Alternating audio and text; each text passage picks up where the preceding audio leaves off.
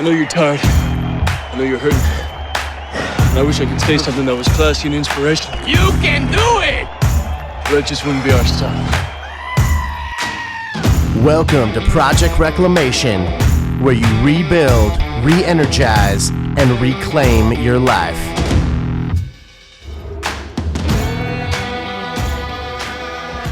Welcome back to another episode of Project Reclamation, proud member of Podbelly Podcast Network. Go check it out at podbelly.com and go pig out on podcasts. They got everything you want there. You want to learn about Star Wars, Brett? I'm Kyle from ShamWow. Is that what I sounded like? Kind of, I don't know. That's how I felt like in the beginning. Try to do what do they call it? A read? I don't know. When you like read an ad, like on a podcast or a radio show, when you like read your ad, you have to read like the the whatever. I don't know. Welcome back to the morning show. Do I sound like I'm on old time radio? Insert stupid sound effects here. Welcome to our morning show. I talk like this. So yeah, welcome everybody to another week. It feels like fall is in the air. If you're not listening to this 6 months from now, if you're not in Southern California. Well, if you're not in Southern California, then you might actually be somewhere where they have seasons. I don't know. This is true. In Southern California, fall means it's in the 50s at night. I know. I wanted it was still like 70 colder. Degrees I know. It was in the daytime. It was unfortunate. People in the Midwest and the East Coast probably hate me right now. It's just like, what? How dare you hate that kind of weather? Yeah, but does anybody really want it to be 80 degrees? No, there's probably people that want it to be 80 degrees in November. There's plenty just of not people. fucking me. Or me. Yeah. I'm like we're like polar bears. This is true. Yeah. We could live in like an igloo. Yes. Anyways, what's going on? So yeah, obviously you guys know my voice is Tim. You guys probably recognize my buddy Brett. Hello. Staple guest host here at Project Reclamation. I guess you're not even a guest host. You're just another host. Yeah. So, what's new with you, man? Nothing much. Nothing much? Yeah, same shit, different day. Yeah? Yeah. You taught everyone about breathing in our last episode. This is true. The one that we recorded 5 seconds ago? yesterday. Totally. No. This one comes these are live. This comes out on Monday too. No, these are live. We just did coming to you live from my dining room. From my dining room Yay. in San Diego. Yeah. Yeah. Yes, we talked about that. Yeah, I know. Although we've often made those jokes. You know, we used to be on top of shit, and we'd have like episodes banked, so we'd record like 3 or 4 at a time. Yeah. So they'd come out like a week or 2 after we recorded them. But then Steve had to be healthy and go on a marathon in Mexico. So Steve's in Mexico City right now. AKA smuggle drugs across the border. That's what it sounds like. He's the rock and roll mule-a-thon. Yeah, and then JB is on vacation with his lovely family. So yeah, so you get Tim and Brett. You're welcome. Sorry. That's all right. So what? Nothing's new, man? No, nothing really. Mm-mm. No, same. No? You got anything you want to plug? I mean, I just got back from Egypt. Oh, yeah. How was that, dude? I mean, you already told me, but tell other people. It was good. Glad I went. I will say it took you like a week and a half to cough up whatever shit you inhaled in Cairo. I think it was You had like the whooping cough or kennel cough or fucking the black lung. I think it was like a sinus infection or something. I think it was mummy dust. Probably could have been. You had mummy dust in your lungs. did see mummies, and I did go into places where they had been, so it could have quite possibly be mummy dust. Could have been. So can you like stand up paddleboard on a crocodile? No. Oh. Actually, I only saw that would be awesome. I only saw one crocodile, and it was in a small enclosure in a Nubian village. So does the Nile go right by or right through Cairo? Yeah. But the Nile's big, right? Yeah, it goes like. Is it like a mile across, like the Mississippi? Oh, no, not across. No, it's not that big. Is it like? It's not like widthwise. It's not huge. You can see across like a football field. I'm sure more than that, but I'm sure there's other places where it's bigger. But so then is that like I'm guessing they do like a lot of like plus they do a lot of shipping on that river. I didn't see a lot of shipping boats. I think, but I mean, like the Nile that's in Cairo. I mean, is it like there's like docks and like a bunch of people and shit, and that's why there's not like crocodiles just wandering around and hippos? No, there's no real like. You can keep going down and see more of that stuff, but you'd have to like go in the boonies. But also it's like controlled too, so they have like 2 dams, so it's been different to control the flooding, because different years with different amounts of water coming in, they would put up these dams to help control the flooding. So there was one, I forget where, I think it was built back in like the 50s or no, maybe the 30s. Anyway, it was back when it was still like a British colony. And then they built another one in, I think they had plans in the 60s, 70s to build it. And that was, God, what temple was that? That was out in, I forget what it's called. But basically, there's a bunch of, there were two huge temples that would have gotten flooded. So what they did is they literally carved the entire temple out of the mountain and moved it up like 50 meters to a taller portion so that it wouldn't get flooded. That's crazy. Yeah. Okay, so 3 questions about your trip. What was the best part? What was the worst part? And what would you do differently if you went back? I'd say one of the highlights was doing an air balloon ride over the Valley of the Kings, because I'd never been in a hot air balloon, and that's pretty cool. What is the Valley of the Kings? Valley of the Kings is where they have a lot of the tombs. So Okay. basically that's where they found Tutankhamun's tomb, Ramses II's over there. So these tombs weren't in pyramids, right? No, these ones were... Are they like underground, or is there like a little structure? They're underground. So basically after... trying to remember all the history lessons we got on there. I think it was Ramses, one of the Ramses, either the first or second. After the Giza pyramids were built, the person after that, he wanted something bigger and crazier, so he sent out his chief architect to go find something. So he sent him out, and he found the Valley of the Kings, and it actually has, like, back then, I guess, like the top of the mountain almost looked like a pyramid, so they chose that. And then royalty and super rich people were buried there for a long time, so that's where they found the tomb of Tutankhamun and a bunch of other ones. So what they'll do is when you go over there, they strategically close off certain tombs and open other ones and rotate them to prevent Too much like foot traffic and foot traffic. Because what ends up happening, because when you're going down in there, if it was just you, it'd be nice and cool. But since there's so many bodies, it creates all this humidity, and it'll, that makes sense. yeah. So what they do is they close specific, like, you know, oh, this month this one will be open, next month it'll be closed, and they'll rotate. And they had a bunch of other ones, but that was definitely cool to check that out. Why is he so famous? Who? Tutankhamun? Yeah.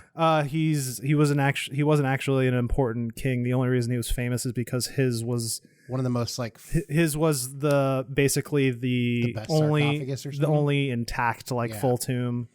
'Cause wasn't he super young, and he like wasn't even the king for very long? No, and then also people think that his mom kind of like was the right hand woman, I guess, kind of like telling him what he should and shouldn't do. So people think that, you know, he wasn't really it's one of those like, oh, king Ancient Egyptian shadow government. asterisks. Yeah, pretty much. Love it. But the only reason he's so famous is because his tomb was still sealed and everything was still in there.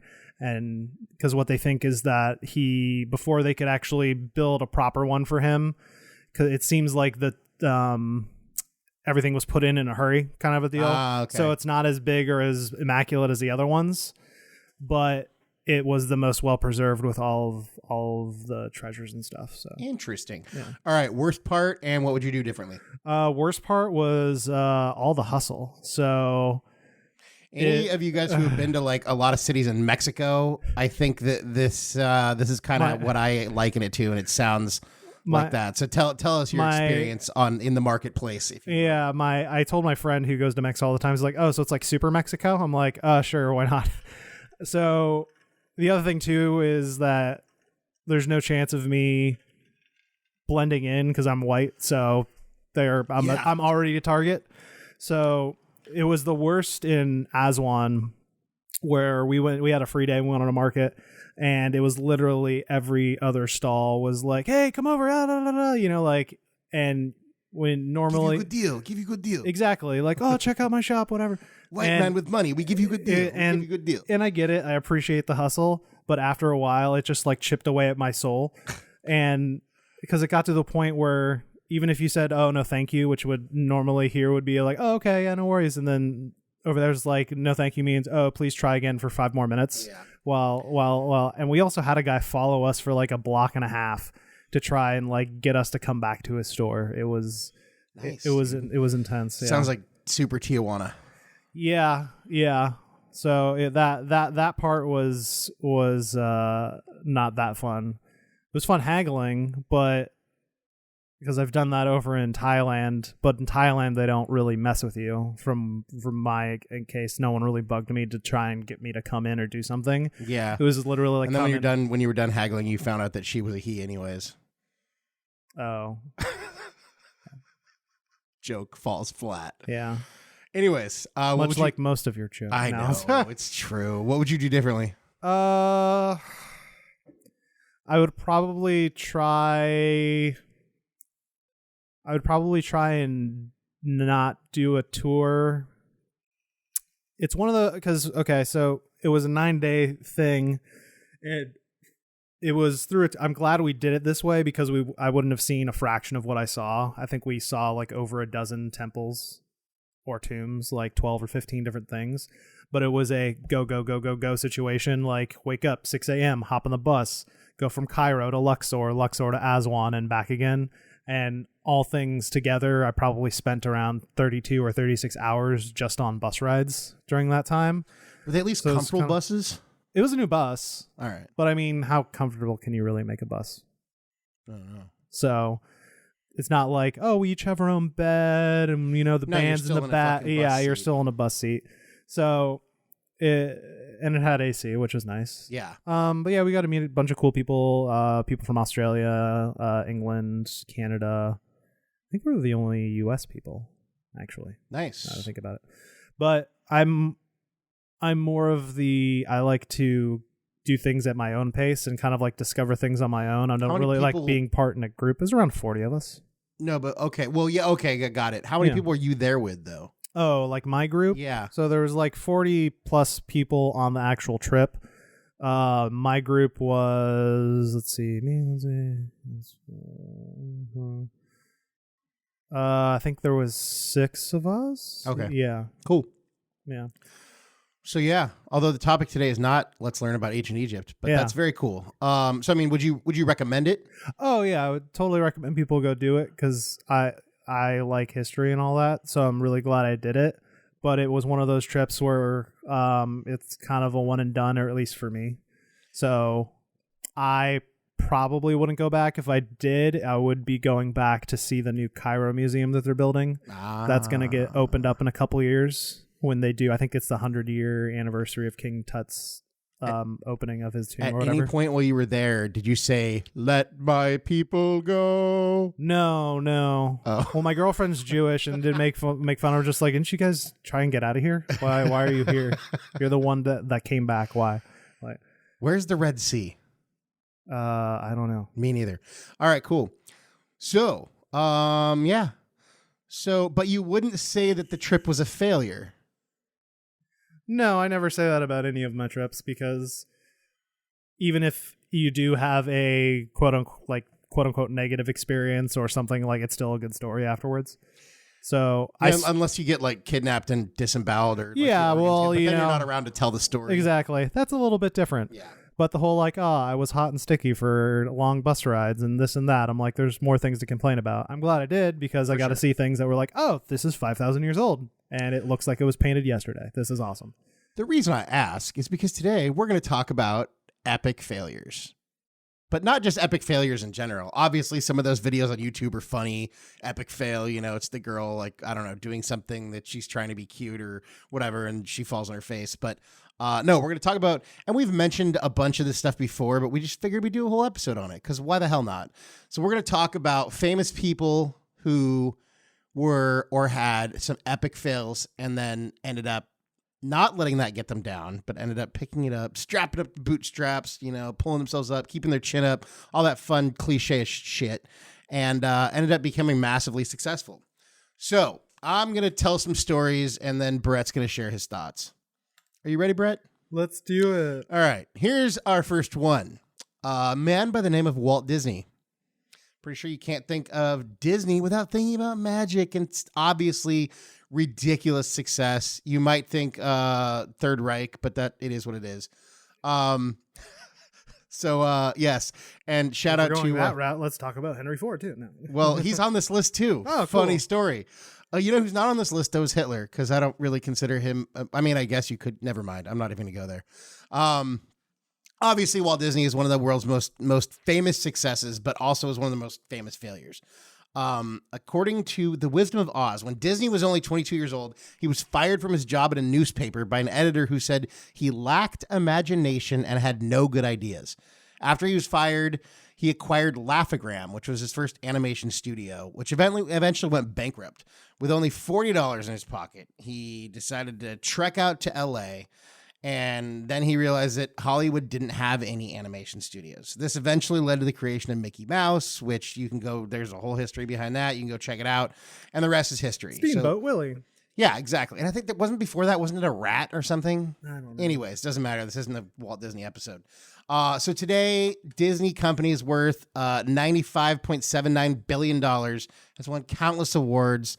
He died in 1966, but I feel like Disney's only gotten more popular after that. When he purchased the land and stuff for Walt Disney World, he actually made it so that Walt Disney World, it functions under the United States law, but it's actually like a sovereign county, so they don't have to like follow like local laws and all that stuff. And they have their own representatives and stuff. It's kind of crazy. It's like they have their own first responders and everything. So anyways, this famous failure teaches us despite You wake up from a coma and Goofy's there giving you mouth to mouth. Probably, dude. So a little quote from Walt Disney. All our dreams can come true if we have the courage to pursue them. So, I mean, here's a guy, you know, he was going out to do his thing, got fired. Someone told Walt Disney that he lacked imagination, which I would agree. feel like is crazy. I would agree. No. Brett agrees. So, yeah, I mean, I don't know what to say about this one. Obviously, he could have stopped and then we wouldn't have, like, Disney, which is insane. That would be interesting. There would be no Avengers Endgame. There would be no Star Wars the newer ones. No, that's not true. That probably would have got made, but not by Disney. Eventually, yeah, but not by Disney. Yeah, I mean, it's a staple. So that's Walt Disney. Number 2, Jeff Bezos. So Jeff Bezos is the guy who started Amazon. I'm sure you guys all know Amazon. But he's been Like quoted the as river? saying he's had billions of dollars in failures. Prior to Amazon, he built a company called Z Shops, which I guess eventually sparked the idea for Amazon. But that company failed miserably, and he had countless failed products. Remember the Fire Phone? Me neither. Anyways, so he believes in creating a culture that embraces failure. So today, Jeff, so he started a bunch. Basically, he started a bunch of companies that failed. You want to know another failure he had? What? His marriage. Well, that just happened. Didn't Yeah, it? I know. Didn't he it was like- like last year, a couple years Didn't ago. he end up getting married to a prostitute or something like that? No, I think she's like a Hispanic reporter or like news anchor. Well, okay, but was he cheating on his wife? Is that what it was? Yeah, I believe I so. bet that sounds like an expensive divorce because I think they've been married for a long time. So he might. they've been married since before even So created. he probably didn't. Yeah, so she probably got half of. Oh, she got like a lot. Yeah. And he lives in California, I think. I don't know. Probably. Doesn't matter. Anyways, so despite the failed marriage thing, he had countless failed business endeavors, and yet he did not give up. And now he's worth over $150 billion. I think depending on the day, he's the richest man in the world. Amazon continues to grow. I just ordered some stuff on Amazon. It's arguably the biggest online store in the world, with Alibaba fighting for that top spot. In 2017, Amazon made $177.9 billion in revenue. Here's a little quote from Jeff. We've had 3 big ideas at Amazon that we've stuck with for 18 years, and they're the reason we're successful. Put the customer first, invent, and be patient. I like the be patient part. Because Yes. sometimes things take time. And This if you is try to true. rush it or you get impatient, you can stop and pull out or whatever before. It's kind of like stock. You know, you invest in a stock. Sometimes you just leave it there forever and ever and ever, and then you make a ton of money. I mean, you could do it the other. I'm not smart with money, so I shouldn't be talking about it. No. Anyways, what do we have to say about Amazon? I don't know. It's a beautiful river. It is. You've been there. I haven't. I haven't. No, I haven't. Been Oh, to wait, the no, Amazon. Amazon's that's not That's the in Nile South River. America, wow. bro. They have anacondas there. They do. I'm smart. Yeah. I promise. All right, here's a good one. Here's a good one for you, Brett. Steve Jobs. Oh, Mr. Steven Jobs. Some of the people on this list are fantastically famous assholes, as well as epic failed successes. So Steve Jobs, as you know, Jobs and Wozniak, they created Apple. It was Jobs and Wozniak, right? Yeah. Yeah. So they created Apple in like their garage or their basement or something. But then Steve Jobs ended up getting fired from his own company, which I think is interesting. And I don't know exactly when it happened.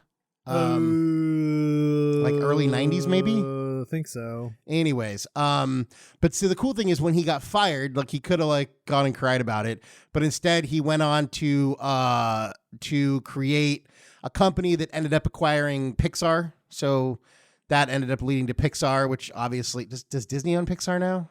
Pixar. Yeah, it's Disney Pixar. Yeah. Mm-hmm. But he created Pixar, and then he got hired back by Apple in 1997, and went on to. I mean, when he was leading Apple, as much as I hate Apple, and I think Brett, you agree with me on this. You know, Apple was, I mean, the most innovative company in that space while he was still heading it. I think. Yeah. I mean, we probably would have got a smartphone eventually, but you know. Yeah. I'm curious to see. The iPhone really led the charge and all that technology. Oh yeah, no, I hate Apple with a passion, but I give them credit for making a very sexy looking product and doing extremely good marketing. Their marketing is amazing. It is. So amazing that they can treat their their customers like shit, and they just keep coming back for more. Exactly. It's like marketing Stockholm syndrome. Yeah. Now it's becoming not even now it's like almost what is it? What was you like? It's like fucking Heaven's Gate. Technology ransom. Yeah, that too. Well, because people because do once it, you though. get it, because once you get into the ecosystem, it's very hard to get out. From what I understand, people have told me because There's no way they did that on purpose. I've gone back and forth multiple times, and yeah, it is it is a fucking mission to get your shit off of your iPhone if you want to switch to like an Android. They make it so difficult to switch, which I can't blame them. That's a smart business decision. The funny thing is a lot of the Apple customers, they're so loyal. They don't see it that way, dude. I don't know. If you're listening, send me an email, projectexclamation@gmail.com, and tell me why you like Apple so much that you're willing to put up with the bullshit and the abuse that they give you, because I'd like to know. Yes. Anyways, Jobs went on to lead the charge in technology. They gave us the iPod, the iPad, the MacBook, all kinds of crazy stuff, and obviously the iPhone. And then, Pixar was acquired by Disney for $7.4 billion in 2006. Jobs died in 2011. At the time of his death, his net worth was estimated at over $10 billion. Not too shabby for a guy who got fired from his own company. Steve Jobs, quote, "Your time is limited, so don't waste it living someone else's life. Don't be trapped by dogma, which is living with the results of other people's thinking. Don't let the noise of others' opinions drown out your own inner voice. And most important, have the courage to follow your heart and intuition." I got to say, for being such a famous asshole to his employees, he has awesome quotes. Yeah. And he was doing really cool things. So it might have been like, I might be willing to work for an asshole if we were like changing the world. I don't know how long I could do that. Only if I was super high up. I don't know. All right. So do we have anything to say about Steve Jobs besides that we hate Apple? Just to tell you how much I hate Apple, the MP3 player I use is a Zune HD. Who's heard of that? Who remembers the Zune? I have an MP3 player that's like some Chinese knockoff bullshit iPod shuffle. You do have it. You do. I know. You do. I know. All right. So, Brett, you ever read a Harry Potter book? I tried, but it's not really my deal. My girlfriend is Have you obsessed seen the movies? with them. Yeah. Cool. So, another person with some epic failures was J.K. Rowling. I don't even know if I'm pronouncing her name right, but the chick I who like wrote to all call those her books. J.K. Lawlings. J.K. Lawlings. Yeah. J.K. Law. J.K. Lawlings. So she's got a lot of failures under her belt too. Before Harry Potter was published, Rowling was on welfare. She was unemployed. She was divorced. Her husband left her. I think he left her. I believe she was a single mom. So anyways, during this time when she was, basically like living on food stamps and shit, I don't know if they have food stamps in Britain, but whatever. She started jotting down the idea of Harry Potter on a napkin. But she needed to bring her idea to life. So she wrote her first Harry Potter book. And she was like, "This is great. I'm going to be a success." And then it was rejected by 12 different publishers before it was finally picked up But despite those rejections, she wanted to publish that book, and 6 more after that. She's the 9th best-selling fiction author of all time, selling over 500 million copies of her book. The entire Harry Potter franchise alone is worth $25 billion, and her books have been turned into movies. Her characters have been added to merchandise. Today, her net worth is believed to be around $650 million. Who's the number 1 fiction seller? Don't know. The Bible? No, I'm joking. We got you. 9th best, so there's 8 above her. Fiction? I have no idea. Stephen King? He might be. I mean, he's probably in there. He's on this list. Don't worry. Oh, I wonder if George R. Martin's in there now. Probably. Who's the Scientology guy? L. Ron Oh, Hubbard. L. Ron Hubbard's number 1. I bet he is. Well, no, he is number 1 for most fiction written. He has the most fiction books. Yeah, he made like a jillion books. I don't know. Interesting. Look it up. Yeah. So, J.K. Rowling quote. I don't have quotes for everybody, but I have quotes from some people. It is impossible to live without failing at something unless you live so cautiously that you might as well not have lived at all, in which case you have failed by default. So, our floor is kind of dirty. I think it needs to be vacuumed. Should I What's your bust favorite? out the Dyson? Oh! We actually have one. We do have a Dyson. And dude, you know what? That Dyson is the best vacuum ever. I have to say this. We're not sponsored by Dyson. They give us no money. But I would buy like $100 vacuums and they would last about a year. And finally I broke down and spent like $300 on a Dyson. And that was what, 10 years ago? 5 years ago? It's been a long time. I'd say it's around 6 or 7. Anyways, that thing still is the shit, dude. Dysons are just better vacuums than anything else. Now, there's some other ones that are supposedly pretty good. I don't know. But to me, Dyson's the shit. I'll never buy a non-Dyson vacuum again. So, Dyson, he actually had 5,126 failed vacuum designs before he finally created a vacuum that worked. And even once he got whatever the first version of the Dyson was called, he tried selling it to manufacturers and was rejected multiple times. However, in 2017, the Dyson brand made over $1.03 billion in US dollars in profit. And James, he's comfortably sitting on the billionaire list with a net worth of over $10 billion. And here's a quote from him. There's nothing wrong with things taking time. Back to the patience thing. I like it. Yes. So did you figure out who the top selling fiction authors are? Yeah, I did have it, but no. Decline. Silence your phone. Silence. Silence, I say. Clearly we don't edit this shit. You're welcome. This is real. We do it live on recording. Well, according to this list that I pulled off the internet, which is definitely true because it's on the internet. Everything's true on the internet. Exactly. Number 10, J.K. Rowling's. Number 9, Leo Tolstoy. Tolstoy? Oh, Tolstoy? That sounds familiar. Gilbert Pattern. No idea. Dr. Seuss is number 7. Oh, that makes sense. Yeah. Daniel Steele, number 6. Daniel. Yeah, she writes all those fuck. She's written. Enid Blyton. Don't know who that is. Nope. George Simon. Harold Robbins. Barbara Cartland, number 2. And number 1 is Agatha Christie. Oh. I believe Death on the Nile and did she write all the ones that was like Murder on the Orient Express, I believe it was. Who wrote all the ones that was like A is for this and B is for that? Dr. Seuss? No, they were like crime drama kind of shit. Anyways, her works include And Then There Were None, Murder on the Orient Express, and Death on the Nile. Yeah, she's like super famous for her shit. All right. So Brett,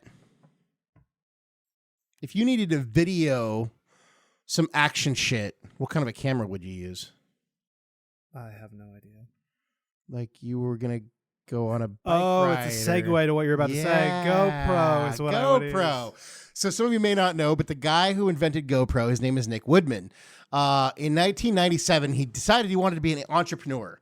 However, his first few attempts at being an entrepreneur fucking sucked. He had some failed businesses, like one called Empower All, which sold electronics, and Funbug. Still stupid. Horrible name. Funbug. I guess it was a gaming and marketing platform. But they both failed miserably. So then he was like, well, I need to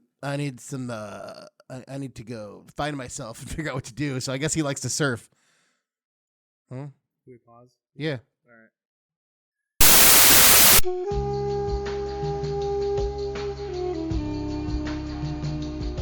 Oh, well, then why the fuck?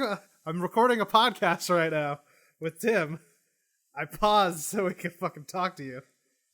Because I'm like, oh, he usually doesn't do this.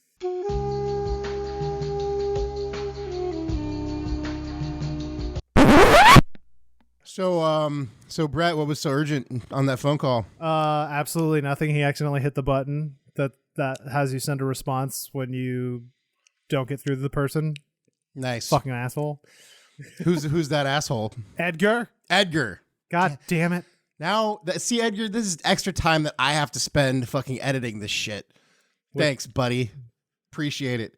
Hey, when he comes to town, we should do a podcast with him on it. Oh, yeah. That's what we could. Ed, think of a topic. Yeah. All right. So where were we?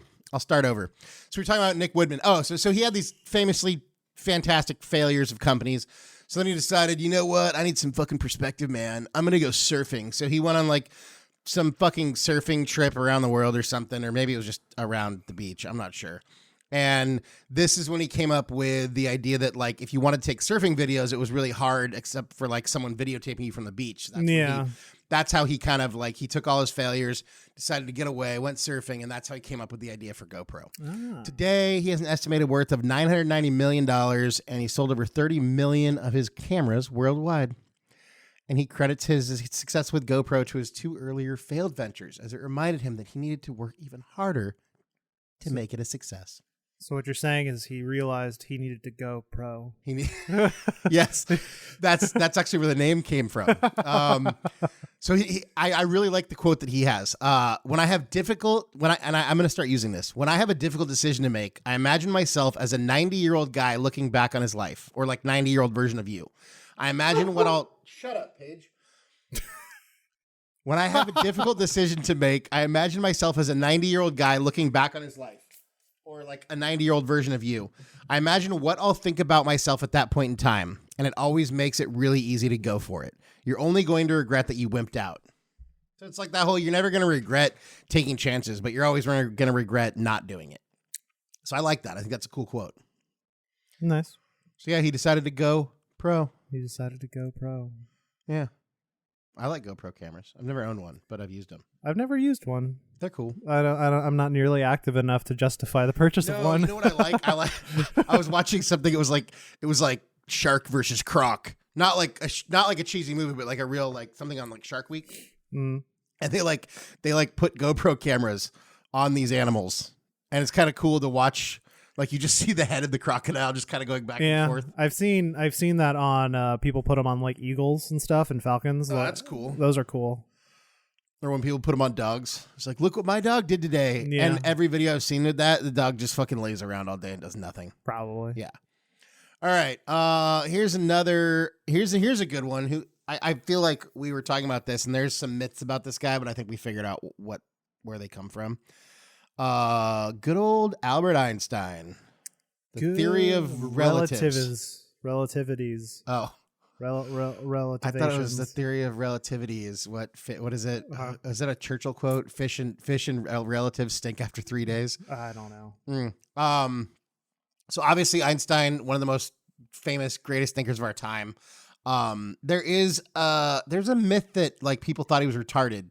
And it may come from the fact that I guess he didn't speak until he was 4 years old, which for those of you who don't know, that's pretty old to not speak. Yeah.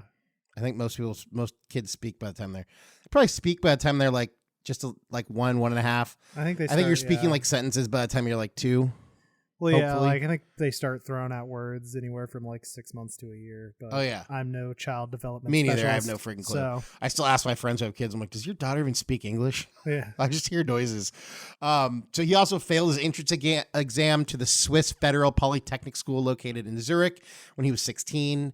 And apparently his father, up until the time that he died, considered his son to be a major failure.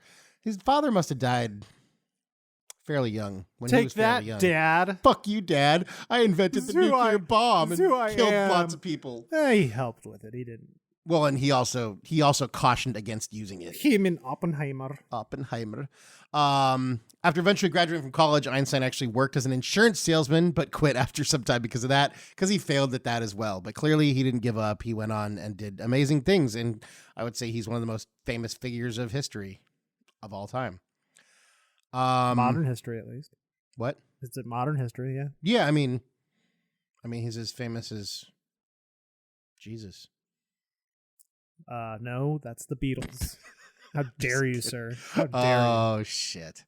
So next one, and I don't have a quote from Einstein, but he's got lots of good ones. Next one is a little company called Microsoft and a little gentleman called Bill Gates.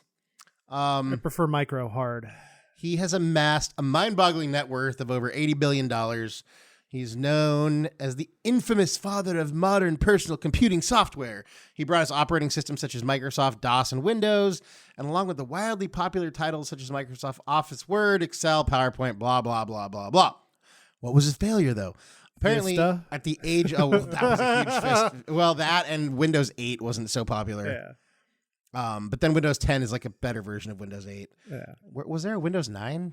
I don't even know. I don't understand how this shit works. No. However, at the age of 17, his first software company called Traf-O-Data, yeah, Bill, maybe it had something to do with the shitty name, which analyzed raw traffic logs, totally failed and went bankrupt, and he could have stopped there, and then we wouldn't have Microsoft or PCs or any of that shit. Yeah. So we'd be stuck with Apple. So yeah, now it's getting redundant, but we're just going to keep going. Yeah. That we'd all be stuck with Apple. You know what I like sometimes? Some good fried chicken.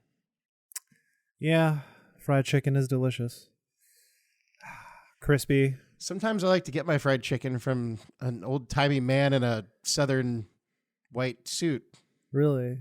who Sometimes I get. has colonel in his name, but he wasn't actually a colonel in any sort of military. I heard it was because he liked corn. Maybe. No, I just made that up. I don't know. There is a story behind it. I don't know it, but he wasn't. He was. I I don't think he think just he was, called himself a colonel. Yeah, I don't think he was in the military even. Isn't it? Is it? This is like, is it, sir? That's a felony. No, Yeah. It's like impersonating an officer. So obviously Colonel Sanders and dude, some of their commercials with like George Costanza and like Norm Macdonald. Oh yeah, Fucking hilarious. the new man. colonels. The new colonels. Yeah. Fucking hilarious. So throughout his entire life, he failed in just about every endeavor he was involved in. And dude, he didn't even come up with the whole Kentucky Fried Chicken thing until he was 65. So he came up with this chicken recipe. He set out with his famous chicken recipe and only $105 Social Security check to his name in an attempt to sell his franchise chicken model. 1,009 restaurants rejected him before one finally accepted his offer. So he could have stopped after 100 rejections. He could have stopped after 500. He could have stopped after 1,000, and then he'd feel pretty stupid because all he needed was One more. 10 more. Oh, 10 more. Yeah, 1,009. Math. He had 1,009 failures. So on 1,010, he hit it, man. Yeah. Home run. And now, I mean, yeah, Chick-fil-A is cool and all, but I mean, Kentucky Fried Chicken is the most famous like chicken franchise, period. I find Chick-fil-A overrated. I find Chick-fil-A incredibly overrated, but I do think it's better than KFC, though. I know there's a charged comment, and many of you are triggered by that, but it's true. Totally overrated and overpriced. Yeah. Too much money to spend for fast food, in my opinion. Yeah. But neither of us should be eating fast food. Let's be honest. No, I shouldn't. I haven't lately, but although they did put a Chick-fil-A in right over there. I know. I was angry because it was a Carl's Jr. and if I did go to Carl's Jr., that would be the one I'd go to. I agree, and because I'd rather have a Carl's Jr. there than a Chick-fil-A. Yes, I would. And then I saw I went there a couple days before it opened, and they had like cones and lanes and all that thing. And you know what I don't like? I don't like the whole person standing around trying to get my order when I'm still 100 yards away from the fucking thing where I just yell into the thing. You mean the In-N-Out model? Yeah, the In-N-Out model. I don't like it. In-N-Out's easy, though, because they have a menu with like 4 things on it. True. This is true. But Chick-fil-A, it's like if I was going to go, I don't know their fucking menu. So it's like, yeah, they have the little, laminated thing. Anyways. Fuck it. I'm angry now. No, I'm just kidding. So one of the people on that list of best-selling nonfiction was Dr. Seuss. Obviously, one of the most celebrated children's authors of all time, although you mentioned earlier. Ironically, hated children. Didn't he start by writing like adult erotic fiction or something like that? I think he might have. I might be mixing him up with somebody else, though. He might have done some articles in Playboy, I think. Okay, so Maybe. anyways, I don't know. He intended to earn his PhD in literature at Lincoln College, Oxford, but failed and subsequently dropped out of school. After he wrote his first book, And to Think I Saw It on Mulberry Street, it was rejected 28 separate times. But he didn't give up. By 1991, at the time of his death, he had sold over 600 million copies of his books in 20 different languages. And he made it to what? What was he, like number 6 or something on that list? What? Dr. Seuss? I think he was number 6 or 7. Yeah. What are you looking up right now? Oh, to see what he did. Did he write porn? No, he did do a book. I don't know why I thought that. Yeah, this article is like, I don't know which is weird, the fact that Dr. Seuss wrote and illustrated a book about sexy nudist ladies for adults, or the fact that he wrote it under the name Dr. Seuss. Why not? Are you serious? That's amazing. Why not write it under the real name, Theodore Geisel? You know, so that, I wonder where Dr. Seuss came from. I don't know. Like that name. Apparently, if you want to read it, it's called The Seven Ladies Godivas. There you story go. About the 7 Godiva sisters who never wear clothes and decide not to marry any of their boyfriends until they can learn the dangers of horseback riding. They just ride around on horses naked, and then they eat chocolate. That's the plot, and none of it rhymes. I'm kind of disturbed by the fact that there's a chocolate company named after naked ladies on horses, by the way. I had no idea that. I just knew Lady Godiva was naked and rode a horse. I'm not sure why I knew that. I don't know. Maybe it feels better that way. I don't know. Sorry, I should edit that out. Sounds like it would chafe. So, if we were going to make a bunch of widgets, how would we do it? Maybe like an assembly line? Did Henry Ford really invent the assembly line, or does he just get credit for it? I don't know. Maybe in auto making. Maybe in auto making. It's like a fancy bucket brigade. Anyways, Henry Ford, obviously the founder and whatever, the father of Ford, which is he's also the father of the modern day automobile. And there's an interesting movie that just came out that I don't know anything about. It's called Ferrari versus Ford. I think it's when someone from Ford, it wasn't Henry Ford, but someone from Ford wanted to build a car that could beat a Ferrari. I think that's what it's about. Don't know. Anyways, it's like, what is it, Matt Damon and Christian Bale? So I guess Henry Ford is famous for installing the first moving assembly line for the mass production of an entire automobile. Okay. So yeah, also, I don't know if he was a famous asshole. He was a perfectionist and he was kind of a weirdo. Who, Ford? Yeah. Oh. He was a huge Nazi. Well, that's true. Yeah. I mean, I don't know if he was. Yeah. Well, the weird thing is like him and Hitler both had a weird they both had like a man crush on each other, but it had everything to do with like productivity and like attention to like weird little things like that. Yeah. And Ford was probably on the spectrum from what I can tell, because he was like such a perfectionist. Apparently, he was socially extremely awkward. But you know what? He changed the way that things are manufactured. Period. And he gave us the car. So I'm willing to overlook a few things. Yeah, he when was it? It was right before the war, I believe, actually. Yeah, so anyways, forget all that shit because we're talking about like positive stuff. So he's quite possibly one of the most famous industrialists to have ever lived. He helped bring transportation to the masses in America, subsequently throughout the world. But his start was far from noteworthy. Ford's first company went bankrupt. His second company also went south and went bankrupt. After a dispute with his partners, he was forced to walk away with only the rights to his name. And then he took that and went on to create Ford Motor Company. And you know what? The last couple of cars I drove were Fords. I liked them. My family has been a Ford family. Although my first car was a Chevy. My second car was a Chevy. My third car was a Ford. Never owned a Ford. What did you own before your truck? Hand-me-down Volvo. Oh, okay. Yeah. And then I got a 2001 Toyota Tundra used from my neighbor. And that thing's been awesome, dude. Oh, yeah. I mean, it's never, oh, yeah. It's given you, you've had a couple of problems here and there, and you've fixed most of it yourself. Yeah. All right. So on to, let's do something lighter, a little funnier, maybe. Little guy named Jim Carrey, who, by the way, the scene from Ace Ventura 2 when he's crawling out of the fucking fake rhino is one of the funniest. That was a real rhino. Physical comedy like scenes of anything I've ever seen in my life. Oh yeah, I saw it in theaters with my dad and my sister. And my sister had to cover my mouth because I was laughing so hard. Like, even to the point where the joke was over, but I was still laughing at it. Even Bill Burr has a whole bit where he talks about that because he was like so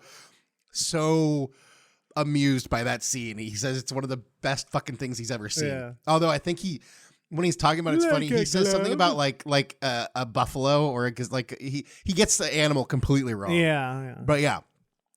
So that being said, obviously comedic legend, super interesting guy. I mean, Really good artist too. And he's a great artist. Well, and like he's very like he's a lot deeper than you expect. Like with his whole what was on the moon thing? Man on the Moon. Man on the Moon, yeah. Yeah. What's his name? Andy Kaufman. Kaufman, yeah. Andy Kaufman, yeah. So super interesting guy. But I guess he grew up so he's a firm believer of the power of the law of attraction. He grew up extremely poor. He didn't have any fame handed to him. At the age of 15 years old, Carey worked as a janitor to help his family pay the bills. And his first comedy performance was at a place called Yuck Yucks in Toronto. And he was actually booed off stage. I know a lot of people who, if they were like, just, you know what, I'm going to try this comedy thing. If you got booed off stage, I mean, that's pretty bad. Like you could fall flat. You can not crush it, but to get booed off stage is pretty bad. Yeah. So to not let that kind of get him down and go on to become one of the, I mean, I don't know, one of the funniest people, period, I think. And I mean, he did things with comedy that nobody else had done. I mean, what he did, especially with like facial expressions, like his really physical comedy he brought yeah. to, especially when he was younger, like with The Mask and Ace Ventura, like just different, just way different than anything else. So very cool. And he was, staple of our childhood. Yes. In Living Color. Yep. Oh, Fire Marshal Bill, dude. Fire Marshal Bill. That was some funny shit. So another guy, Stephen King, also a comedian, right? Yeah. Actually, yeah. So there's some dark comedy in his shit. So he obviously is one of the most well-known horror authors of all time. He sold over 350 million copies of his books. I think it's crazy because he has so many more books than J.K. Rowling has that she sold more books than he has. I'm surprised. Anyways, so he obviously wildly popular. Also very popular drug addict, but that's cool. Not anymore. But back in the day, he says he doesn't even remember writing some of his books. I know, in like the 80s. I know it's terrible, but it's awesome at the same time. Well, then I think he went sober because I think his wife told him that he had to either clean up or he had to either choose drugs and alcohol. They had a full on intervention. Yeah. But anyways, that probably happened later on when he had the fame. But I think the first book he wrote was Carrie, which has been turned into movies at least twice. I think, was it Drew Barrymore? Was she in the first one? Drew Barrymore? No, who was it? It was someone famous. Anyways, doesn't matter. And then the second one was the chick from Kick-Ass and Kick-Ass 2. Yes. Forget her name. Chloe Moretz. Anyways, so I guess he wrote Carrie and he threw it in the trash. And so Carrie never would have even been published had his wife not dug it out of the trash. But even then, I guess it was rejected by 30 publishers and then finally accepted by Doubleday. So I guess somewhere along those, with all the rejections, he just threw it in the trash. So had his wife not went and just pulled it out of the trash, Carrie never would have been published as a book and never would have been made into a movie. Sissy Spacek. Oh, Sissy Spacek. There we go. Yeah. Crazy story. That's right. She was in the new Stephen King Castle thing. Rock. Castle Rock. Yeah, she was in the first season. Yeah. She's good. I like her. Mm-hmm. She was great in that. Yeah. Another famous one, Abraham Lincoln. Our 16th president. Civil War and all that shit. He's on the penny and the 5. He's on the penny and the 5. Yep. On a mountain. And he was one of the presidents that had the most open mind. So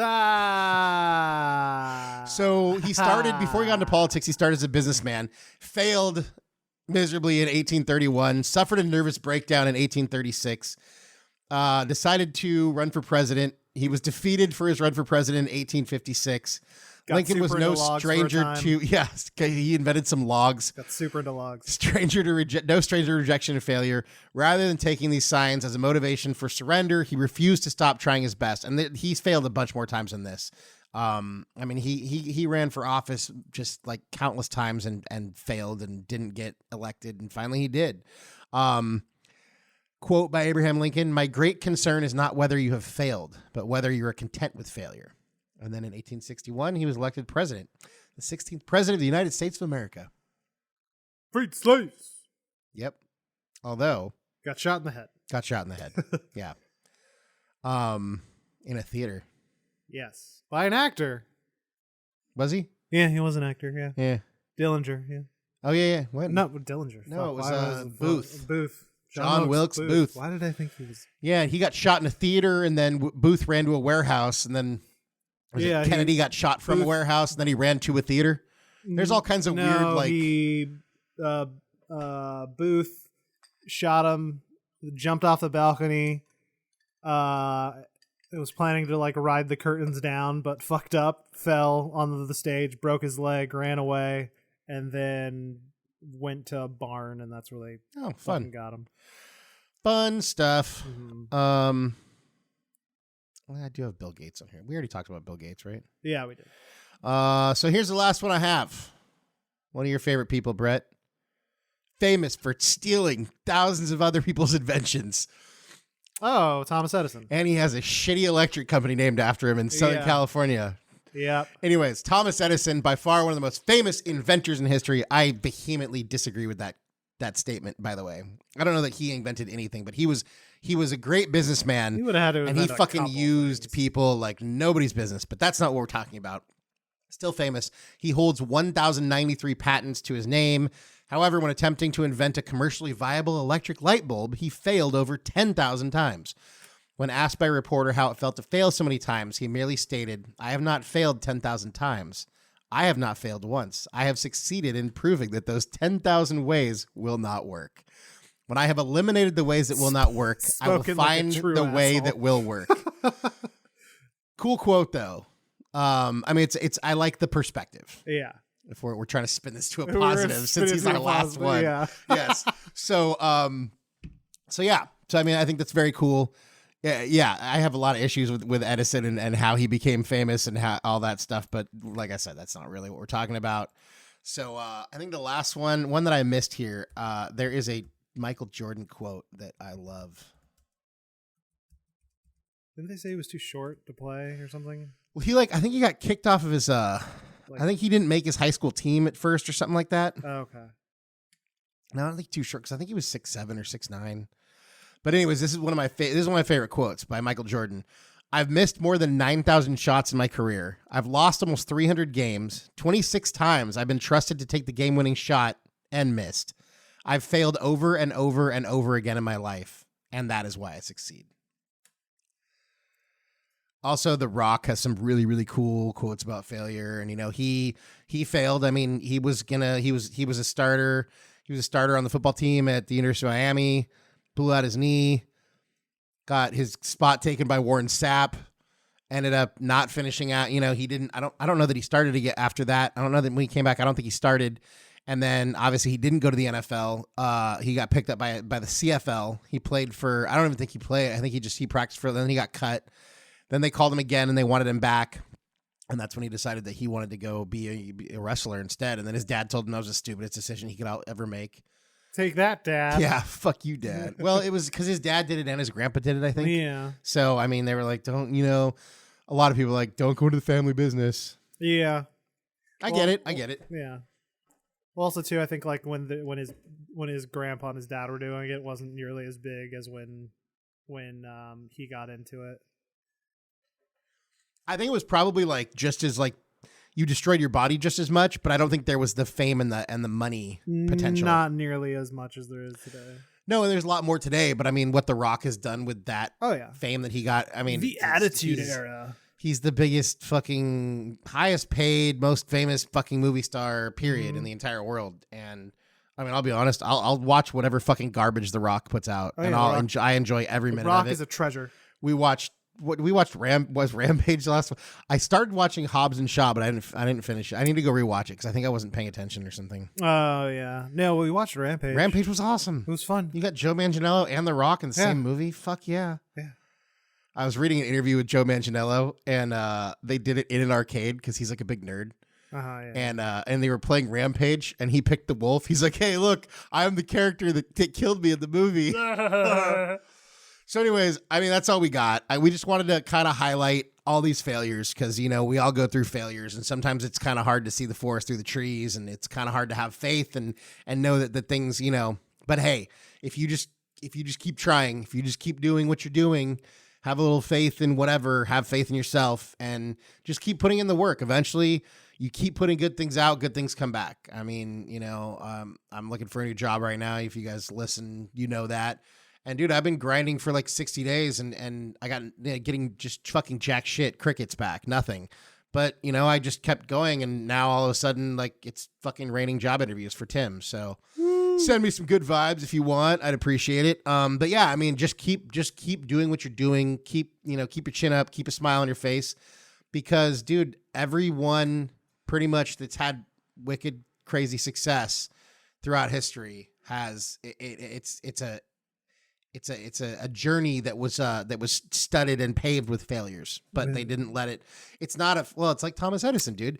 It's not really failure if you keep trying. Without failure, there is not success, and there is not success without failure. Yeah, they if are you're not failing, two sides of the same coin. If you're not failing, then you're not trying. Exactly. Yeah. So that's pretty much all I got. You got any closing statements, Brett? Free Hong Kong, yeah. Wow. Now I'm gonna get shot. We're gonna get fired. We're gonna get fired. Oh God, we're Blizzard or the NBA. Oh no. Yeah. So that's there goes that sweet Blizzard ad money. Yeah. Oh man. Damn Blizzard it. We were gonna get the Blizzard and the Nike. We're gonna get the Blizzard. Yeah, we're getting the Blizzard, the Nike, and the fucked. NBA. It Yeah. was a triple thing. I messed it all up. Yeah, we're gonna get that sponsorship from the Clippers. Yeah. You know, the owner of the Clippers is one of the 300 whatever. Huh? Like 300. the 300 like families that like own the world or whatever, like some Illuminati shit. Oh no. Anyways, No. look into it. Not on this podcast though. Yeah. We talk about fun, happy, positive shit. So stay motivated, y'all. That's all we got for you now. So just remember, You can failing do it. isn't failing if you keep trying. So keep after it. You can do whatever you want to do. Just do Don't accept mediocrity. Go back and listen to some of these quotes. Look them up. Check it out. I believe in you. Brett believes in you, and he's whispering very creepily. So on that note, Steve, hopefully you didn't get kidnapped in Mexico. JB, hopefully you're having fun at the beach. This is Tim and Brett signing off for the week. Bye-bye. Be good. Talk to you soon. Peace. Penis. So what I believe you were trying to say is thank you.